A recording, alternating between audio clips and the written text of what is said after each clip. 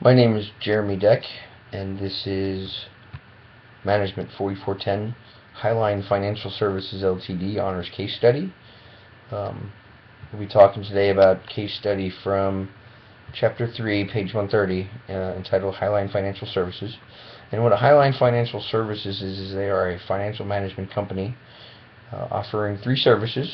They are presenting data for 2 years across 4 quarters for each year, and the case is asking you to make a forecast prediction on the services they're going to provide in a third year.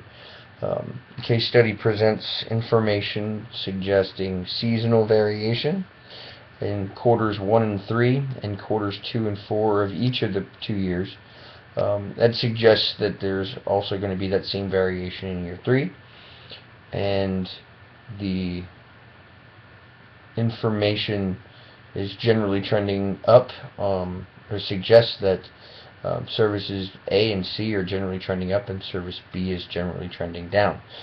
So what I'm going to talk to you today is, first in the agenda is a brief introduction of the company. We're going to go over linear trend analysis, a seasonal adjustment forecast, a weighted average forecast, a hybrid approach using all three, and then a conclusion. So first we're going to talk about the introduction, and it's important to note that no one forecasting method is 100% accurate. There's various methods out there, and the textbook covers 5 to 6 methods, but it's important to know that each business has its specifics and that no one forecast method is right for every product or service provided. It's important to know that business experience doesn't underscores the importance of knowing your business, and that a forecast is only as good as the person doing it. So first we'll talk about a linear trend analysis, and as you can see on the slide is the prediction and the information for quarters 1 and 2 kind of behaves like a pulse rate at a hospital. It spikes and troughs and ebbs and flows throughout the first 2 years as demand spikes and it decreases. But in the third year forecast prediction, as the linear trend analysis does, is all the numbers are based in a variable, in this case the period, and they flatten out. So you don't see that seasonal variation you do in years 1 and 2. So while in the military we say it briefs well, it's inaccurate, and it fails to measure the seasonality that was plainly evident in years 1 and 2. And demand seldom adheres to a straight line. You don't see that in business. Surely you don't see that in business today, and you don't see it in year 3, whereas you see it in the previous 2 years. It's great to measure, to do a baseline forecast, but it's not very good when you want to understand some seasonal behaviors. So as you can see, the trend data for the third year flattens simply because you're inputting a period number, in this case year 3 periods, beginning with 9 and ending in 12, just kind of predict a general upward or downward trend in the case of service B. And it's difficult to capture erratic shifts in demand or unexplained variation with linear trend analysis. So that brings us into our second method of prediction, and that is the seasonal adjustment. I'd use the method that the book says to use.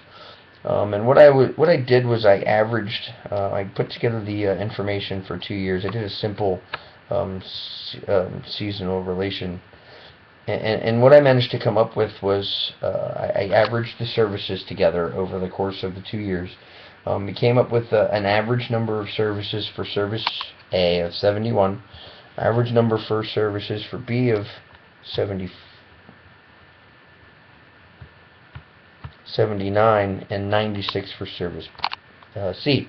And then I subtracted that mean from the amount of services for each period, came up with the seasonal adjustment number, if almost as a percentage, if you will, of the mean.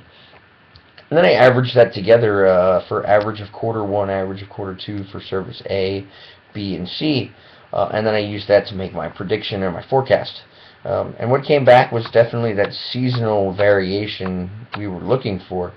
But it doesn't necessarily give you, it's not necessarily the smoking gun. It doesn't give you the information, all of the information you want to see, and there's still some things lacking. So it doesn't show that linear behavior. So you have to go back and you have to actually feed this information into an analysis to spit out, or into an equation to get the linear trend data out of it. Bad part about seasonal adjustment or seasonal data forecasting is it requires several months or years of historical data to actually be accurate and to actually perform anywhere close to what you would expect from a good forecast. Can be used to capture spikes in demand, but it does not capture trend data, as I previously mentioned. But it is far more accurate than a linear analysis because it measures that seasonal behavior, those jumps and spikes and ebbs and flows that are typical with demand today. So the second we'll move on. The third method I used was the weighted average. Now I did a bit. This weighted average calculation is a bit of a departure from the textbook weighted average. This is almost a seasonal adjustment, if you will. I actually averaged each year individually, used the total number of services provided for each quarter, and then came up with a percentage for each service in each quarter. Using that percentage, I took the percentage from year 1 for each quarter and year 2 for each quarter, and I came up with an average weight, or a weighted average in this case. And I used that weighted average for each year to perform a prediction or a forecast, if you will. And what I came back with was numbers very similar to the seasonal adjustment or seasonal relationship. So I got relatively similar numbers, suggesting that either method is very, very similar, getting very accurate numbers based on the information provided. So I performed a synthesis of the numbers, and it allowed me to understand and show that seasonality, because each quarter was weighted, busier quarters were weighted more heavily than others, or than slower quarters. The bad part about, or the good part about a weighted average using seasonal and quarter, seasonal and quarterly measures as weights. The bad part about this, like for the previous slide, is it fails to accurately capture trend data, but it does allow a detailed synthesis of numbers, yielding a forecast with multiple factors that can be, it's very reliable in most cases. So now we'll get into the last analysis method I used, or forecasting method, and that was a hybrid analysis of all three. I actually averaged the three together to get something that, and if you look at the graph, the graph actually looks like the demand of the first 2 years. It ebbs, it flows, it spikes, it valleys.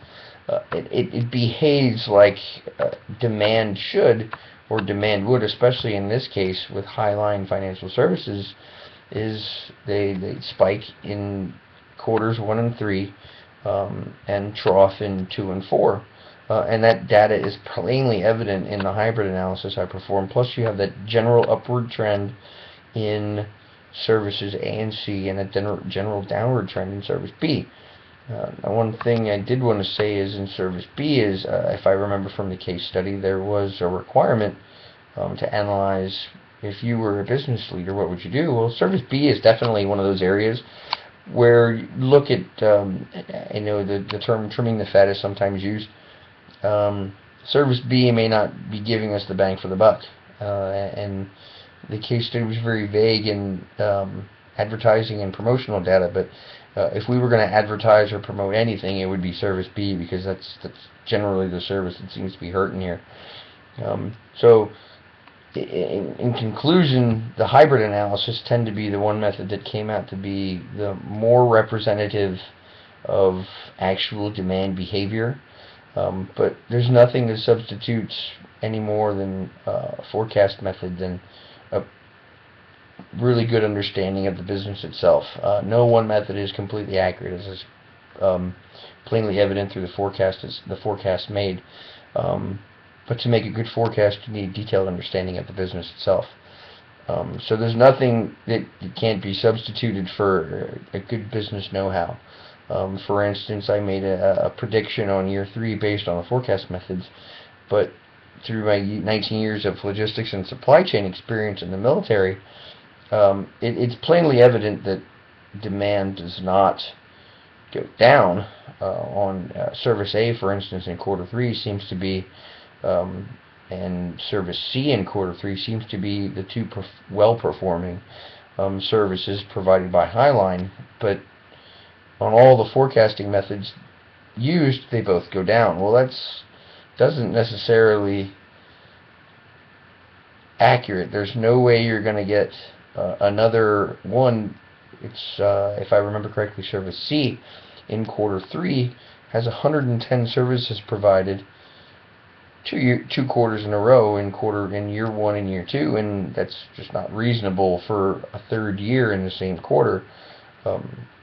And all of the most of the measures came back with another 110. Well, that's not realistic in business. And it's also not realistic that you would probably see a decrease there either. You would probably see an increase, which is why, for instance, in quarter 3 in year 3 in services A and C, I predicted a 118 for quarter 3 in service A, and a 112 in quarter 3 in service C, just because it shows that general increase, the trend increase, and it's not a round number like you saw 2 years in a row. That's an anomaly, and it probably isn't going to happen again. So that concludes my presentation, and it's definitely there's an importance of business experience and an understanding of forecast methods that every business leader should have, and this case study has definitely helped that. If there's any questions, please let me know via email. Thank you, and have a nice day.